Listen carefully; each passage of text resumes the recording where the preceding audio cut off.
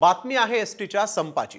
दुसऱ्या दिवशीही एसटी कर्मचारी संपावर ठाम आहेत। थोड्याच वेळात सह्याद्री अतिथीगृहावर आज मुख्यमंत्री आणि संपकऱ्यांची बैठक होणार आहे। त्यामुळे आजच्या बैठकीत तोडगा निघतो का याकडे लक्ष असणार आहे। 7व्या वेतन आयोगाच्या धर्तीवर वेतनवाढ झाली पाहिजे या मागणीसाठी राज्य परिवहन महामंडळाचे कर्मचारी मंगळवारपासून संपावर गेले। या संपामुळे प्रवाशांचे मात्र प्रचंड हाल होत आहेत। एसटी संपाचा सर्वसामान्य प्रवाशांना मोठा फटका बसतोय। राज्यातील 251 पैकी 96 आगार पूर्णपणे बंद आहेत। मराठवाडा खानदेशामध्ये संप चालवणं आहे, तर मुंबई पुणे दरम्यान शिवनेरी बस सेवा मात्र सुरळीत आहे।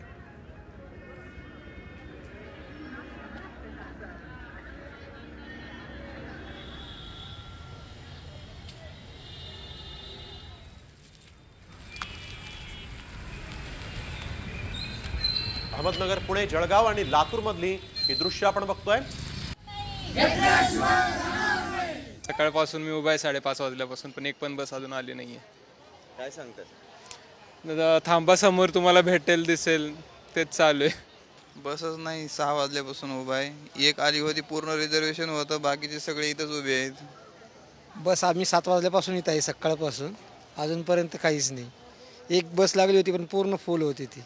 तिथं आश्वासन देतात की थांबा थांबा येईल गाडी, येत थांबा हे सांगतायत, दुसरं काय करतायत? बंद आहे माहिती आहे तुम्हाला? बंद आहे माहिती आहे, पण आता रिव्हिजन आमचे आहेत ना। 6:30ची गाडी आहे, हाल होतात म्हणजे काय? आता हे वादळ पाठीवर घेऊन बसायचं तर काय करणार? तर या संपकऱ्यांची नेमकी मागणी काय आहे पाहूयात ग्राफिक्सच्या माध्यमातून। राज्य सरकारी कर्मचाऱ्यांप्रमाणे एसटी कर्मचाऱ्यांना वेतन द्या ही एक प्रमुख मागणी आहे। प्रलंबित महागाई भत्ता आणि फरक द्या, वाढीव घरभाड भत्ता आणि फरकाची मागणी एसटी कर्मचाऱ्यांनी केली आहे। 4849 कोटींमधील शिल्लक रकमेचं वाटप करा। मूळ वेतनामध्ये सरसकट 5000 रुपये देण्याची मागणी एसटी कर्मचारी करतायत। सोबतच एक महत्त्वाची मागणी, खासगीकरण बंद करा ही मागणी देखील एसटी कर्मचाऱ्यांनी केलेली आहे।